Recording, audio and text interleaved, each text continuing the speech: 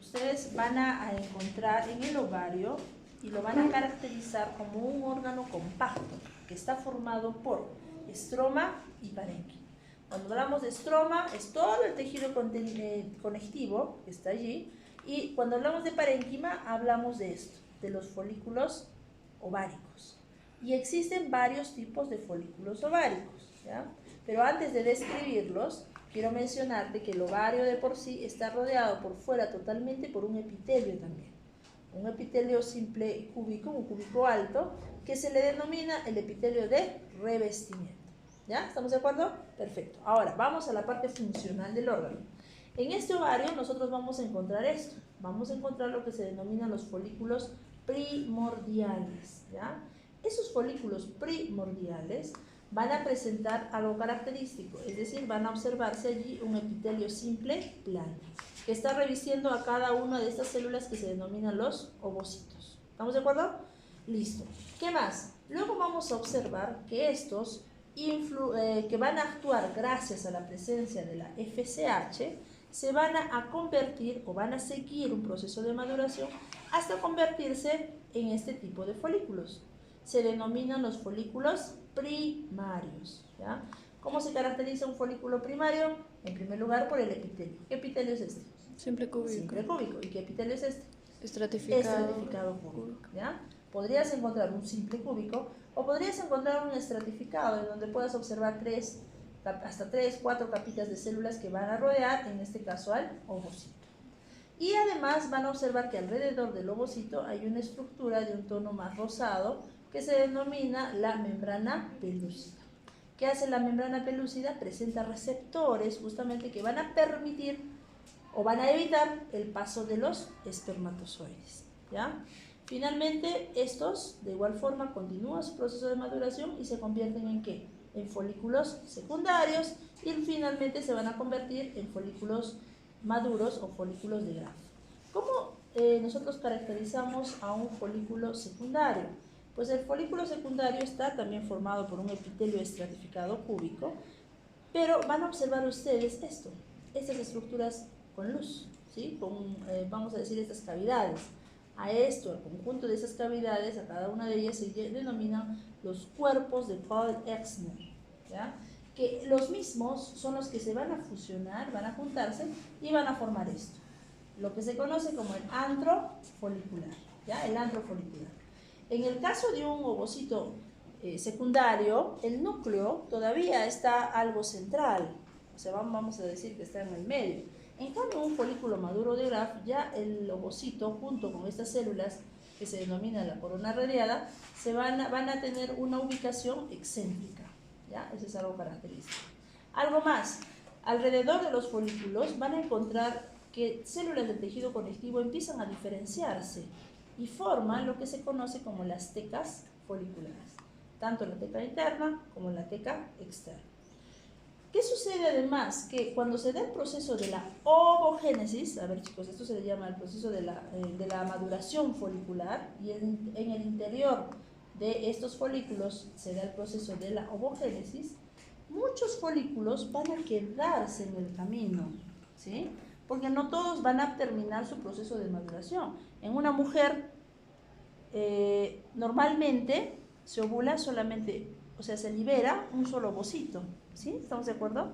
Entonces, se imaginan que en nuestro organismo solamente uno empezara su proceso de maduración, solo uno, hasta lograr a formar un folículo de Graf o maduro, habría mucho riesgo, ¿verdad? Mucho riesgo de que alguno en el camino se quede y no se dé la ovulación. Es por eso que son varios los folículos que empiezan ese proceso de maduración, y muchos de ellos se quedan en el camino y forman lo que se conoce como los folículos atrésicos, ¿ya? Son folículos que básicamente son los que se van a degenerar, ¿sí? Se van a degenerar, y que podríamos encontrar folículos primarios, así convertidos en folículos atrésicos, o folículos incluso hasta secundarios.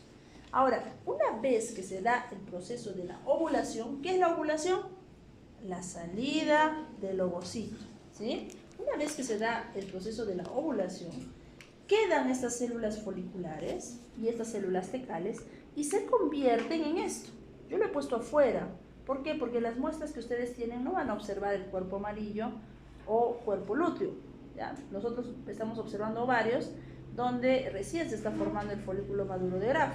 ¿Estamos de acuerdo? Entonces, lo he puesto por ese motivo por fuera. Se le denomina el cuerpo amarillo.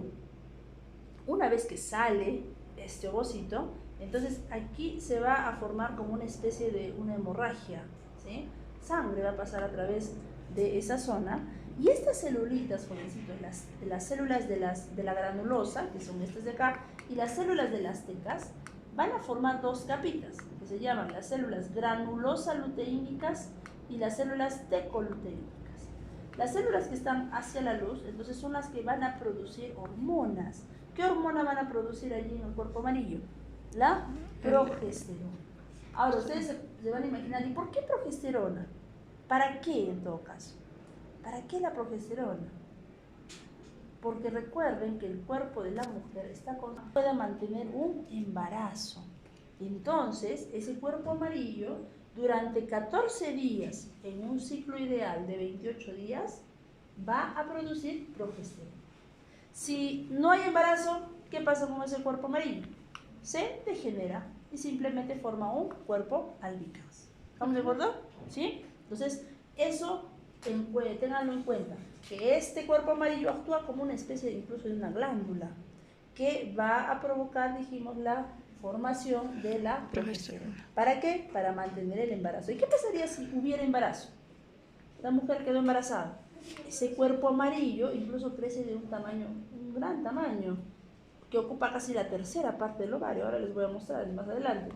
Y va a mantener el embarazo, va a producir progesterona durante casi 3 meses. 3 meses. Porque ese es el tiempo que se le da al embrioncito para que él solito, gracias a la presencia de la placenta, pueda producir sus propias, o pueda mantenerse en el vientre de la madre después de esos 3 meses. Entonces, ¿qué pasa con ese cuerpo amarillo? Recién se degenera y forma un cuerpo albicans. Vamos ahora a la histología. Miren, este es un corte de ovario. ¿Qué les dije que es esto? Bueno, ¿Cómo se denomina toda esta zona? epitelio de El revestimiento. epitelio de revestimiento. Muy bien. ¿Qué más?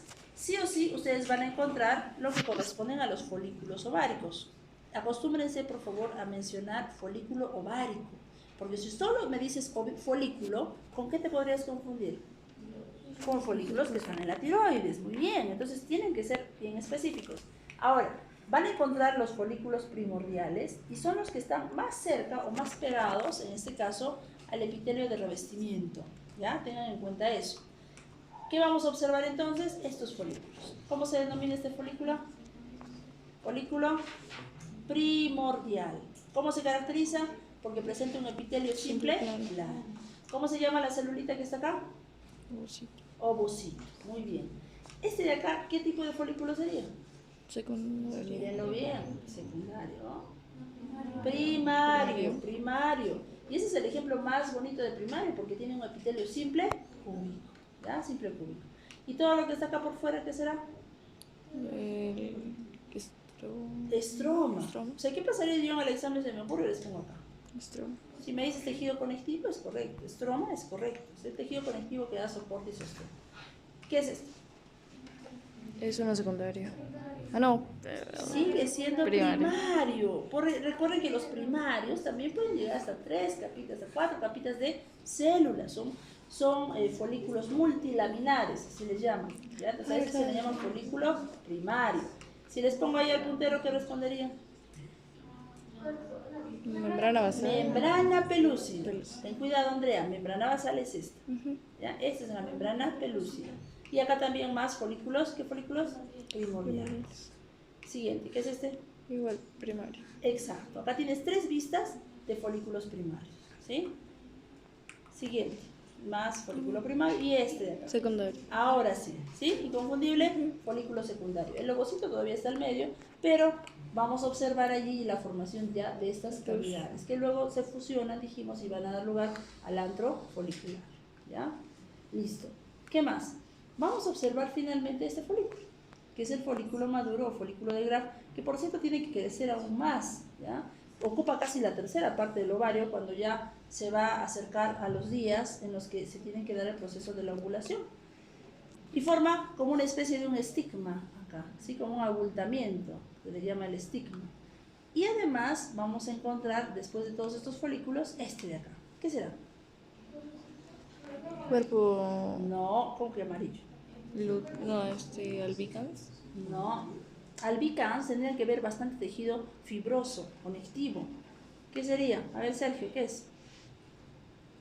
Tiene infiltrado linfocitario. Eso tal vez les pueda ayudar, ¿no? Adriana, ¿qué es? Vamos, alguien. Sí sabe, solo que tengo que sacarles con cuchara. Vamos. Folículo atrésico, Sergio, ¿ves? No tengas miedos. Folículo atrésico. Dijimos que son folículos que empiezan su proceso de degeneración, así como este. ¿Notas? ¿Sí? Ese es otro folículo atrésico. ¿Ya? Como cuando ustedes observan al microscopio van a observar incluso ahí gran cantidad de linfocitos, de glóbulos blancos ahí dispuestos, o linfocitos, ¿no? Que están yendo justamente a esa zona para fagocitar restos de células ahí dispuestas. Esa es otra vista del folículo atrésico. ¿Y este de acá qué será? Que no lo tenemos, ¿ah? Cuerpo amarillo. ¿Ya? Miren el tamaño que tiene el cuerpo amarillo. Ahí, como les mencioné, al medio se forma como una especie de hemorragia, por donde va a pasar sangre, y hacia allí van a ser vertidas, en este caso, las hormonas que se producen. ¿Qué más? Tenemos ahí, miren el tamaño, ¿notas? Miren lo grande que es. Es un ovario, pero de un animalito, bueno, pero que tuvo, ¿no? Que tuvo hijos. Ya está, ahí tenemos las células de las tecoluteínicas, granulosa luteínicas, tecoluteínicas. ¿Ya? Y finalmente, jovencitos, ese folículo maduro o de Graf, ese cuerpo amarillo o cuerpo lúteo, cuando ya cumplió su función, ¿qué sucede? Tiene que degenerarse y forma esto, que se le llama el cuerpo albicans. Por eso les decía, el anterior no puede ser albicans, porque el albicans se caracteriza porque tiene bastante tejido fibroso, ¿sí? Bastante tejido fibroso. Porque al final, ¿qué es lo que va a dejar en el ovario? Como una especie de cicatriz. Entonces aquí bastante cantidad de fibroblastos que van a estar apoderándose justamente de toda esa zona. ¿Ya? Listo. Siguiente lámina que van a observar ustedes es esta de acá. Corresponde a útero. ¿Ya? Entonces el siguiente órgano que vamos a estudiar es útero. La próxima práctica, obviamente que si vamos en orden, quedaría un órgano pendiente. ¿Cuál sería? Si vamos en orden, de acuerdo a la posición de los órganos en el aparato reproductor. Después de ovario, ¿qué seguiría? Trompa uterina. Y de ahí recién útero, ¿verdad?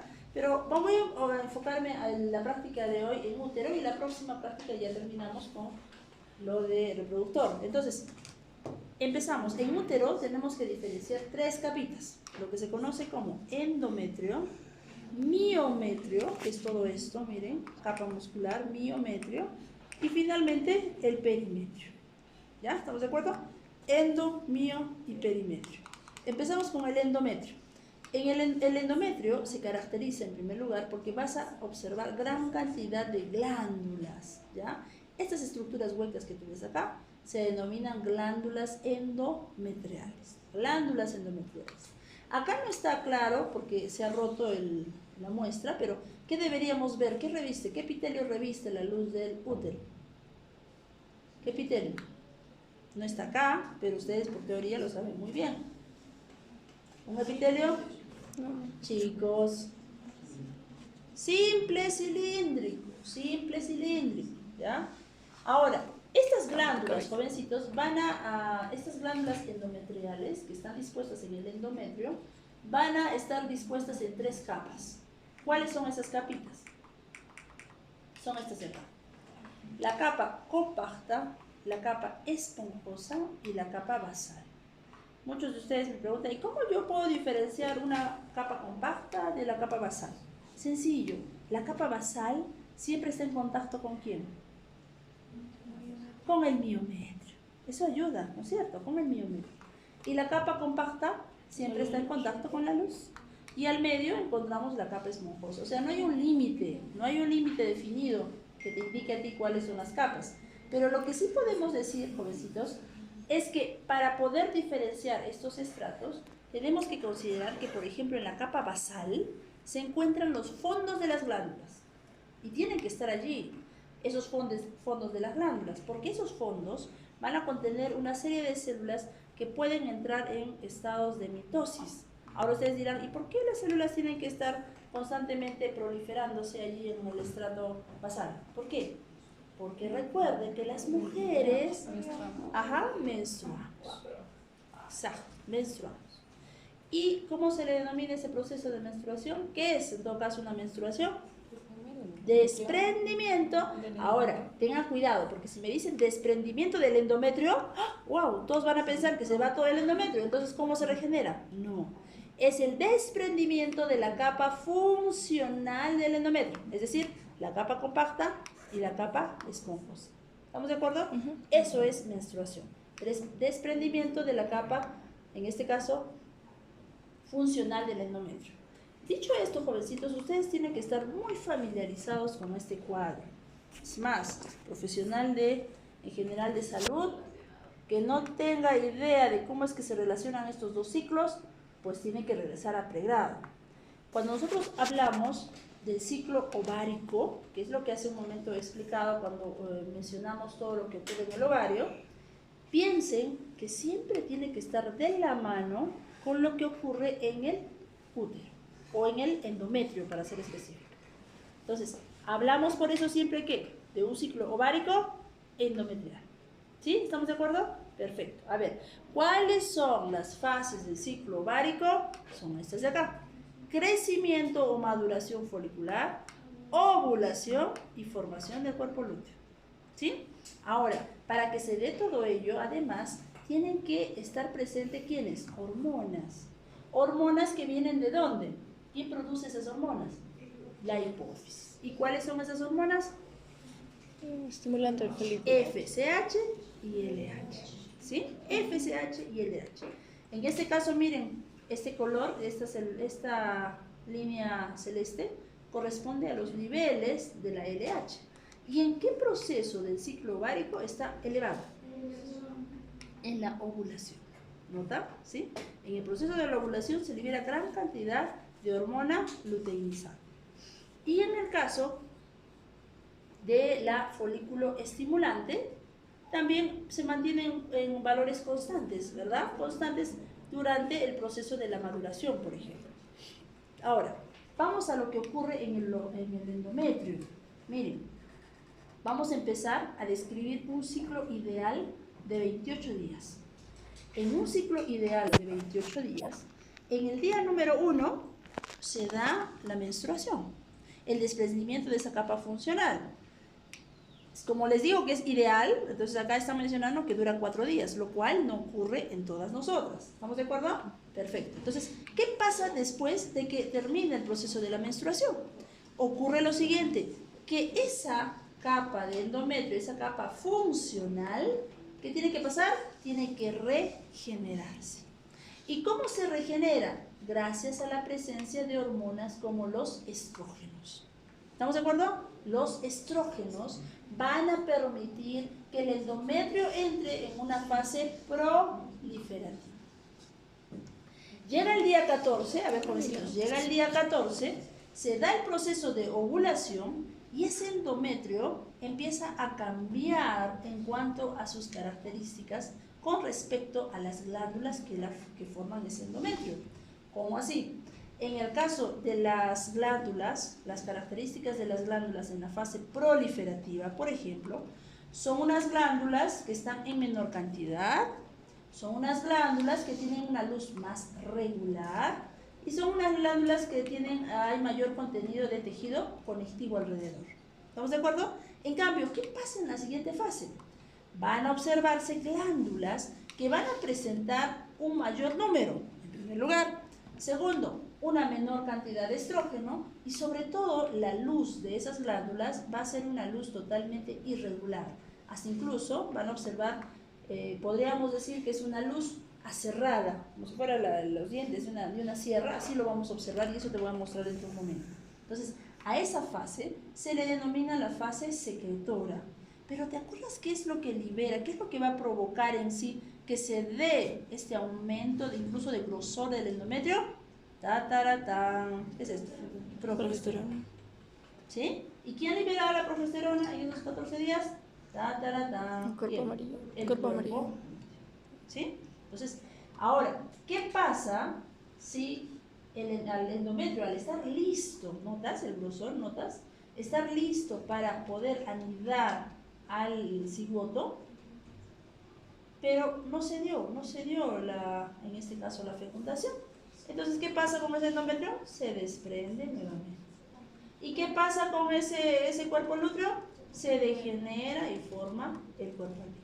¿Sí? Esto, chicos, cuando lo estudien, por favor, estudienlo como si fuera una historia, como si fuera una novela que les están contando, en donde los personajes principales son los folículos, el cuerpo lúteo.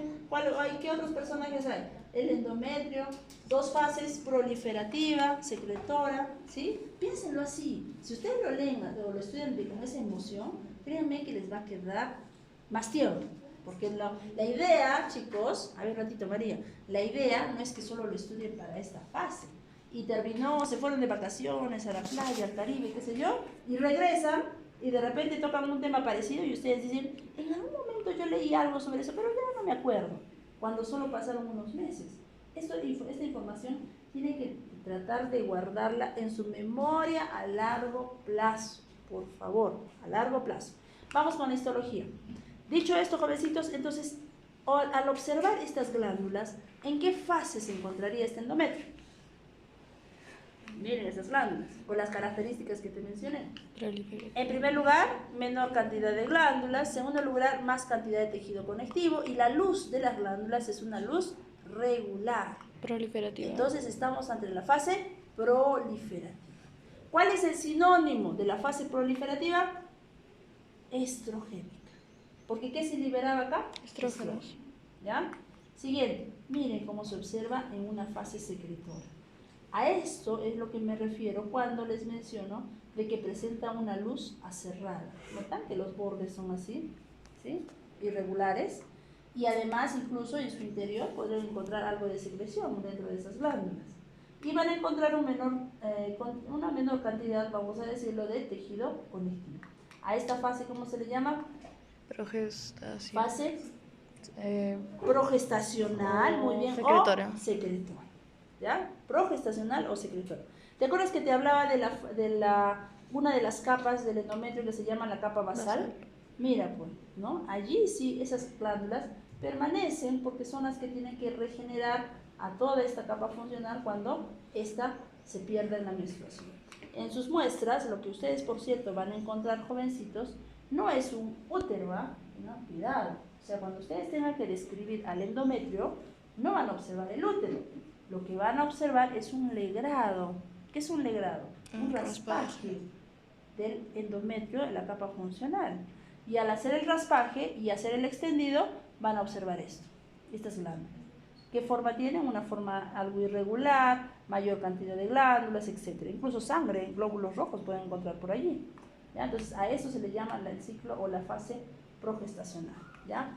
Dicho esto, jovencitos, entonces empezamos, por favor.